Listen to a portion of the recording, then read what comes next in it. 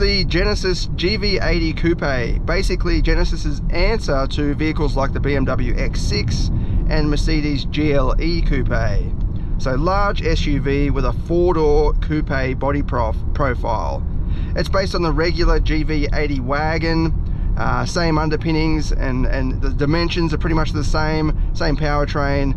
It's just you've got that coupe profile, which I think it looks a lot more elegant, especially at the back, or obviously at the back. That's where the main changes are. The tailgate swoops down, but with the wagon you'll see the boot lid or the tailgate just doesn't mesh up nicely with the tail lights, whereas with the coupe it just seems to be nicely finished off. It's much neater.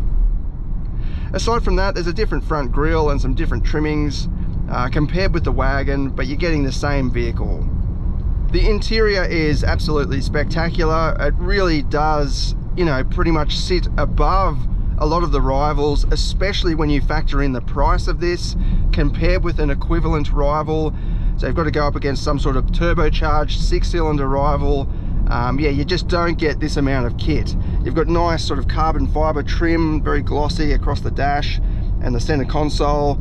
Lots of metallic trim as well. And then this huge 27-inch touchscreen running all the way across. And it's not, it doesn't have a seam in the middle either. It's just one piece graphics all the way across. If you love that sort of thing, yeah, this has got a lot of wow factor. And I do like the way it's sunken down a little bit so it doesn't completely take over your attention or your view as a driver. I can just continue. I don't need to look at that, apart from the speed obviously, but it does have head-up display as well. But yeah, it doesn't take over the complete view or really draw your attention. It's probably a better way to put it. Some big touch screens, you know, those big vertical ones, they really sort of suck your attention away, whereas this, I find it's just hidden down there.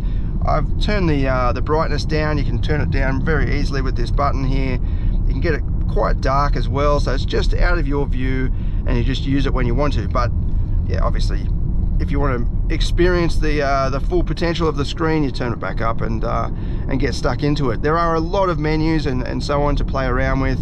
I do like the pretty simple nature of the main menu here. Just got the main apps, then you can go into settings and you've got some more grid. It's almost like a grid style. It's just a line of apps, but yeah, you can really hone in on each of those segments. I like the graphics. You can change around certain things with the instrument cluster as well, so you can get the full map going, or you can just configure the gauges there to be square or just a bit more simple. Yeah, you can really fiddle around with that sort of stuff. You use this little toggle button here, which is kind of borrowed from some of the Mercedes from not that long ago. You've got to like swipe it along. I'll just try to get that on camera for you, but basically it's a little bit fiddly in my opinion. Like, it's a bit show-offy, like look at the technology we've got here, but in the practical world, I'd probably rather just a little joystick or something like that, so you can just easily flick it across, because sometimes it doesn't pick up your finger movements. I think the biggest attraction for this, apart from the price compared with those equivalent rivals, as I said, is the interior. It's just a really nice, comfortable, luxurious place. And this reminds me of like a proper luxury vehicle or a traditional luxury vehicle. It's peaceful, it's relaxing. It's not about sportiness necessarily, although you do have these bright orange seat belts. It's just more about calming relaxation and yeah, just pure comfort. In the back you've got plenty of room, just like the wagon. The roof does slope down slightly, but it's pretty much, you know, beyond past where your head would be, so you don't have to worry about it too much. I mean, if you're really tall you might be able to pick up the difference a bit easier, but overall it's good for this class. And then in the back you've got 644 litres of boot space, which is down from 735 in the wagon. So if you want maximum boot space, yeah, the wagon does offer more, but 644 litres is still quite good, and over 1,000 with the rear seats folded down. You've also got this custom or bespoke hardcover security blind for the coupe. You don't get that in the wagon. Visibility is pretty good, even though this is the coupe. You've got a decent view out that rear windscreen. It's not, you know, completely enclosed in, so it's not a huge sacrifice over the wagon. Then up front we've got the 3.5 litre twin turbo V6 engine, 279 kilowatts.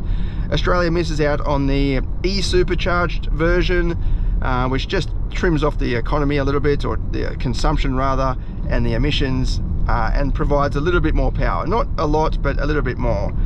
It goes pretty good. It doesn't sound the absolute best, but I actually like the quietness of it. You've got a fake artificial sound enhancer in there if you want to play around with that. I've just got it turned off at the moment. I'll slow down a little bit. We'll give it the beans. I put it in sport mode, so full throttle. I actually like that quieter, but you can hear the engine, you know what I mean? Like, it's not fake. That's the sound of the engine. Even though it is quiet, it just roars along like a nice refined V6. But yeah, it'd be nice to have some sort of crackling and popping coming from that actual tailpipe in the sport mode, at least. You'll see in the video coming up, the performance test coming up, sorry, it doesn't produce much sound at all. But again, this is not really targeting sort of pure performance or sportiness. It's more of a luxury model. Fuel economy is not the best. Just get the total trip there. 11.3 litres per 100 kilometres. That's, I mean, for the performance you're getting, the 0 to 100 performance is not that great, but I think it's mainly because you can't get it off the line that well. You can try and build up the engine revs on the brake a fair bit, but it doesn't seem to want to go past about 2.5 or 2,000 RPM. It'd be nice if you could just get it right up high, and then you could launch it off the line. But anyway, the actual performance in gear is quite nice, and the power and torque is very good for this class. Again, comparing it to similar priced or equivalent rivals. So yeah, 11.3 I think is okay. I took this for a drive down to Canberra on the highway, and the economy improved a little bit, but it seems to be pretty consistent as long as you're not giving it the full gas all the time. In terms of the handling, yeah, this is set up more on the softer side in my opinion compared with a lot of the rivals, particularly those from Germany. I've got it in the comfort mode at the moment. Body roll is well managed, but it feels like there's a lot of quick wheel movement when you go over bumps, and it does crash a little bit. There's some bumps up here, we can try it out. It definitely remains comfortable, but yeah, it does sort of, it seems like there's a lot of wheel travel happening to absorb the bumps to try and provide the best comfort possible. There is a sport mode, which I'll put it in a minute. There's also a sport plus mode, which gives you a sporty ESC setting, which you don't get in the wagon. But yeah, I'll leave it in comfort for now. We'll encounter some bumps to see how it goes. It's definitely more comfortable than a lot of the rivals. It just depends on what your priorities are. For me, I would rather something a little bit more tied down than this. Like, take a BMW X6 for a test drive, and then take one of these for a test drive, and you'll see what I'm talking about. The steering is just a bit more direct, well, a lot more direct actually, but it just feels more tied down. It might not be as comfortable on certain roads, but I would still rather something that's just a bit more committed. And what happens is, so it's because it's so soft and sort of cushing around a bit, you've got to make, or I find you've got to make more steering adjustments, because it's, you know, just absorbing those bumps a bit too well, and it just moves around a little bit, whereas something like a BMW X6 just stays very planted on the road. You just make one, you know, glide the steering wheel in, and it'll, yeah, really nicely rail around the corners.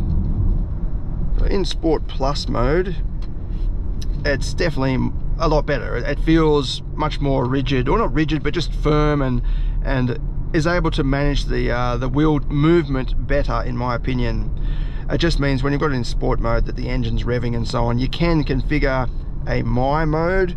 So you've got a custom mode there where you can mix and match different settings, which I would do. I would put it in sport mode for the suspension and then leave everything else as it is. But yeah, in Sport Plus you also get sharper throttle response. So straight away the engine's revving at 3,000 RPM and I'm just cruising along at 60 kilometers an hour. I only need to move my foot a little bit on the throttle and it starts picking up and pulling along nicely. Alright, let's go out now and do the performance test and see what it goes like. I'm not expecting a improvement in time, 0 to 100 time, compared with the initial test that I did during the media launch event last year. But also it's a very warm day today. It's 34 at the moment.